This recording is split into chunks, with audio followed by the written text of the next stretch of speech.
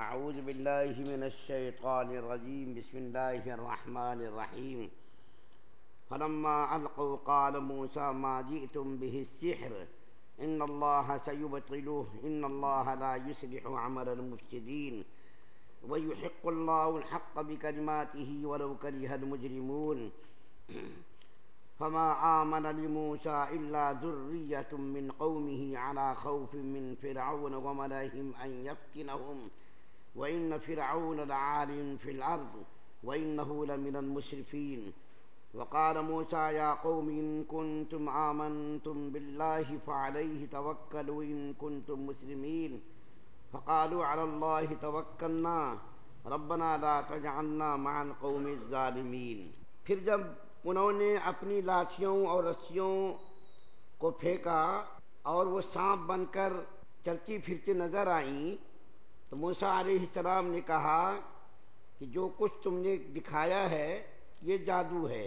اللہ تعالیٰ بھی اس کو مریا-میٹ کر کے دیتا ہے۔ اللہ تعالیٰ فسادیوں کا کام نہیں بننے دیتا اور اللہ تعالیٰ سچ کو اپنے حکم سے کر دکھاتا ہے، چاہے مجرم لوگ کتنا ہی برا سمجھیں۔ پھر ہوا یہ کہ موسیٰ علیہ السلام پر کوئی جادو نہیں، لیکن خود ان کی قوم نے کچھ نوجوان فرعون اور اپنے سرداروں سے ڈرتے ہوئے ایمان لائے کہ کہیں فرعون انہیں نہ ستائے۔ یقیناً فرعون زمین میں بہت زور آور تھا اور ان لوگوں میں سے تھا جو کسی حد پر قائم نہیں رہتے۔ اور موسیٰ علیہ السلام نے کہا اے میری قوم، اگر تم واقعی اللہ تعالیٰ پر ایمان لے آئے تو پھر اسی پر بھروسہ رکھو تو اللہ تعالیٰ اگر تم فرما بردار ہو۔ اس پر انہوں نے کہا کہ اللہ تعالیٰ ہم نے بھروسہ کیا ہے اور ہمارے پروردگار ہمیں ظالم لوگوں کے ہاتھوں آزمائش پر نہ ڈالے۔ اوپر کی آیات میں موسیٰ علیہ السلام کا تذکرہ کیا گیا تھا۔ فرعون کے دربار میں جب موسیٰ علیہ السلام اور ہارون علیہ السلام دعوت کے لیے تشریف لے گئے تو فرعون نے موسیٰ علیہ السلام سے معجزہ طلب کیا، تو موسیٰ علیہ السلام نے لاٹھی کا معجزہ دکھایا اور ید بیضا کا معجزہ دکھایا۔ یہ بہت مشہور معجزے ہیں۔ اس کے بعد فرعون نے اپنے سرداروں سے، اپنی قوم کے لوگوں سے کہا کہ ملک کے اندر گھوم پھر کر جو جادوگر ہیں، اپنے فن میں ماہر ہیں، ان سب کو جمع کرو۔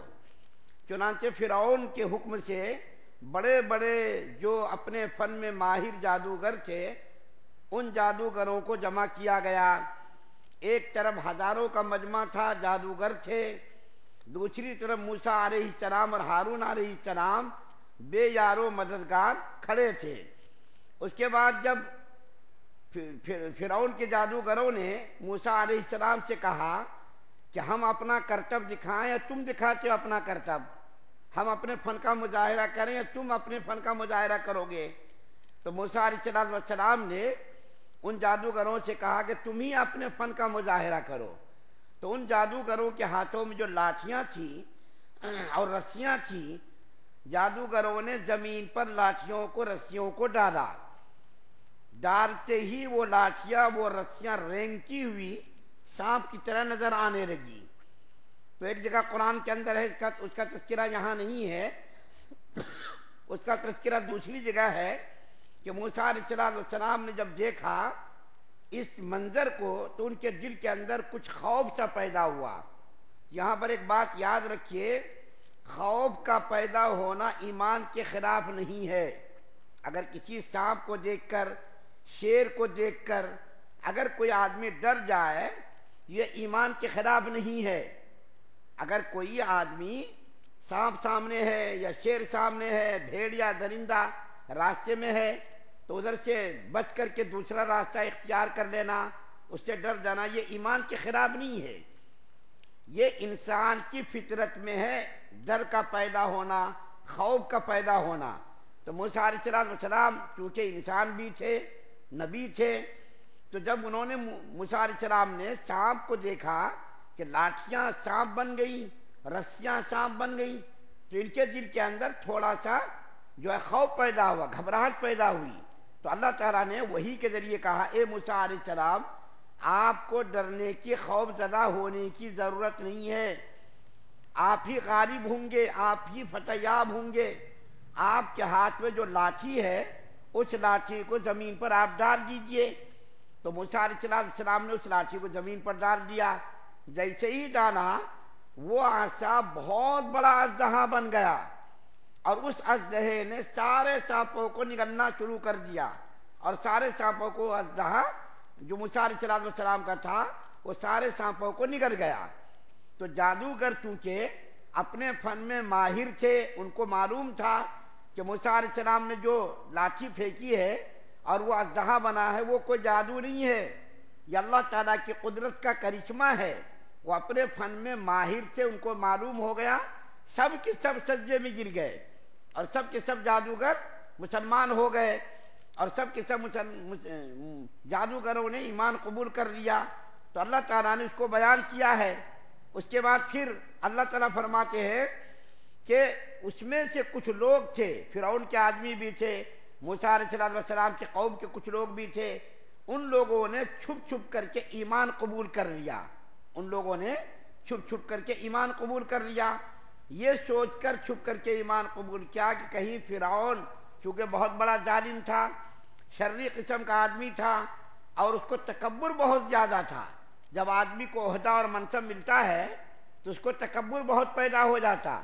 آپ اس وقت دنیا کے اندر حکمرانوں کو دیکھیے، سارے حکمراں متکبر ہیں، گھمنڈ اور تکبر میں سارے چور رہتے ہیں۔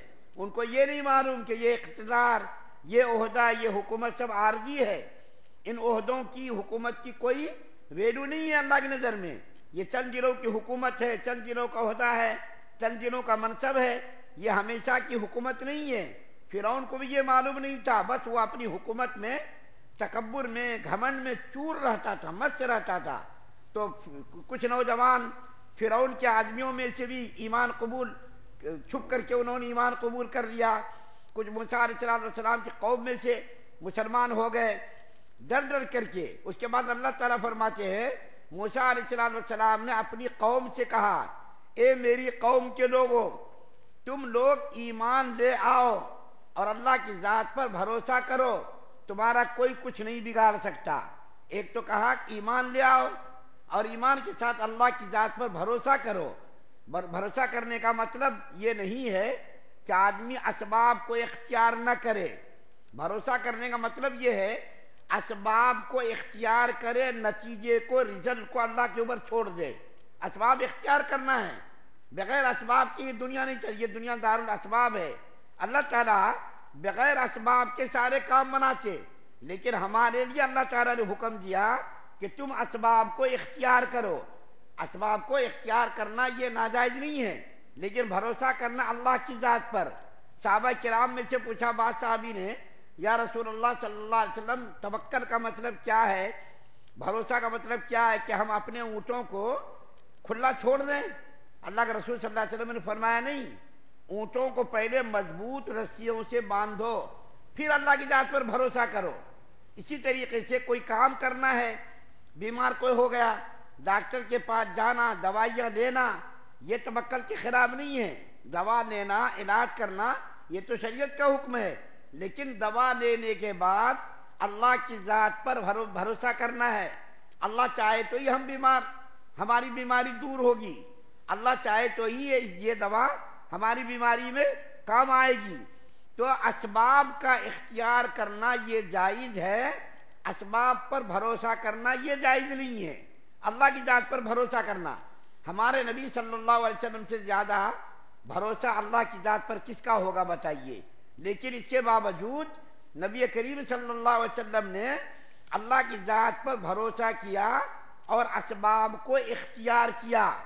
اگر اللہ کی ذات پر بھروسہ کرنے کا یہ مطلب ہوتا کہ جو کچھ ہوگا مقدر میں کریں گے ہم، تو ہمارے نبی صلی اللہ علیہ وسلم غزوہ بدر میں تیروں کی تیاری، تلواروں کی تیاری، گھوڑوں کی تیاری، خود قرآن کے اندر کہا گیا ہے کہ اللہ کے راستے میں جہاد کرنے کے لیے گھوڑوں کو پالو، تیار کرو، ہتھیاروں کو تیار کرو، خود اللہ تعالیٰ نے فرمایا۔ تو ہمارے نبی صلی اللہ علیہ وسلم اللہ کی ذات پر بھروسہ کرتے تھے، ہمارے نبی کا بھروسہ اللہ کی ذات پر کامل اور مکمل تھا۔ اس کے باوجود نبی کریم صلی اللہ علیہ وسلم نے لڑائی کے لیے تیاریاں کی۔ غزوہ بدر کے موقع پر دیکھیے، غزوہ احد کے موقع پر دیکھیے، غزوہ خندق کے موقع پر دیکھیے، 6 کلومیٹر طویل خندق کھودی گئی کفار سے بچنے کے لیے، مشرکوں سے بچنے کے لیے 6 کلومیٹر کی طویل خندق کھودی گئی۔ اور خندق کھودتے وقت نبی کریم صلی اللہ علیہ وسلم کا بھوک سے برا حال تھا۔ نبی کریم صلی اللہ علیہ وسلم بھوکے تھے، صحابہ کرام بھی بھوکے تھے بہت سارے۔ اس حالت میں بھی نبی کریم صلی اللہ علیہ وسلم نے جنگ کی تیاری کے موقع پر خندق کو کھودا دشمنوں سے بچنے کے لیے۔ پھر آپ صلی اللہ علیہ وسلم جب لڑائی میں جاتے تھے تو اپنی حفاظت کے لیے، اپنے بچاؤ کے لیے خود ڈالتے تھے، خود سر کے اوپر، بدن کے اندر زیرہ ڈالتے تھے تاکہ دشمن کی طرف سے کوئی تیر آئے تو نقصان نہ پہنچائے، خود ڈالتے تھے تاکہ تلواروں کا وار کامیاب نہ ہو۔ تو توکل کا یہ مطلب، جو بعض لوگ ہر وقت توکل توکل توکل کرتے رہتے، اس کو اس کا مطلب معلوم نہیں ہے۔ اللہ کی ذات پر بھروسہ کرو، بھروسہ ٹھیک ہے، اللہ کی ذات پر بھروسہ کرنا ہے، اسباب کو بھی اختیار کرنا ہے۔ اللہ کی ذات پر بھروسہ کر کے گھر میں نہیں بیٹھنا جانا ہے کہ اللہ تعالیٰ روزی آسمان سے برسائے گا، محنت ہم کو کرنے کی ضرورت نہیں، ہمارے مقدر میں روزی روٹی جو ہے وہ مل کے رہے گی، تو گھر میں بیٹھ کر کے رہنے کی بھی اجازت نہیں ہے، بلکہ محنت کرنا ہے، صبح جا کر کے محنت کرنا ہے، ملازمت کرنی ہے، اس کے بعد اللہ تعالیٰ کے اوپر بھروسہ کرنا ہے۔ تو اسباب کو اختیار کرنا ہے، یہ جائز ہے، یہ ناجائز نہیں۔ بھروسہ کر کے بیٹھ جانا نہیں ہے۔ اگر بیٹھ جانے کا توکل کا مطلب یہی ہوتا تو نبی کریم صلی اللہ علیہ وسلم غزوہ احد کے موقع پر اپنے دانت کیوں شہید کرواتے، خندق کے موقع پر کیوں محنت کرتے، اور دوسری لڑائیوں میں کیوں آپ اپنے صحابہ کرام کو شہید کرواتے؟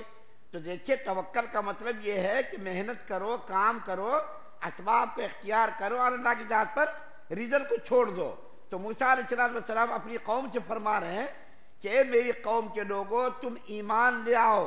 ایمان یہ بنیادی چیز ہے، ایمان کے بغیر توکل کوئی معتبر ہی نہیں ہے۔ ایمان لے آؤ اور اللہ کی ذات پر بھروسہ کرو۔ اگر تم نے یہ 2 کام کر لیے تو تمہاری ساری مصیبتیں، ساری پریشانیاں، تمہارے سارے مسائل حل ہو جائیں گے۔ آج ہم انہی پریشانیوں میں مبتلا ہیں، نہ تو ہمارا ایمان مضبوط ہے، نہ اللہ کی ذات پر توکل ہمارا مضبوط ہے۔ ایمان بھی ہمارا پھسپھسا، کمزور، اور اللہ کی ذات پر بھروسہ بھی کمزور۔ ذرا ذرا سے فائدے کے لیے ہم اپنے ایمان کا سودا کر دیتے، اللہ کی ذات پر بھروسہ چھوڑ دیتے۔ تو موسیٰ علیہ السلام نے کہا، تو ان لوگوں نے یہ دعا مانگی، یا اللہ ہم کو ظالم قوم سے، ہم نے اللہ کی ذات پر بھروسہ کیا، اور یا اللہ ہم کو ظالم قوم سے نجات دے دے۔ فرعون چونکہ بہت بڑا ظالم تھا، اس کے ظلم سے بچنے کے لیے موسیٰ علیہ السلام کی قوم دعا مانگتی تھی، اور موسیٰ علیہ السلام نے بھی دعا مانگی کہ فرعون کے ظلم سے ہم کو نجات دے دے، اور ان کی قوم بھی دعا مانگتی تھی۔ تو اللہ تعالیٰ نے موسیٰ علیہ السلام کی دعا کو قبول کیا، جس کا تذکرہ آگے آئے گا انشاءاللہ، کہ اللہ تعالیٰ نے دعا کی قبولیت کا موسیٰ علیہ السلام سے وعدہ کیا۔ لیکن ہم لوگ کیا کرتے؟ دعا مانگتے، تھوڑے دن دعا مانگتے مانگتے تھک جاتے۔ موسیٰ علیہ السلام کی دعا کے بارے میں آتا 40 سال کے بعد اس دعا کا نتیجہ نکلا۔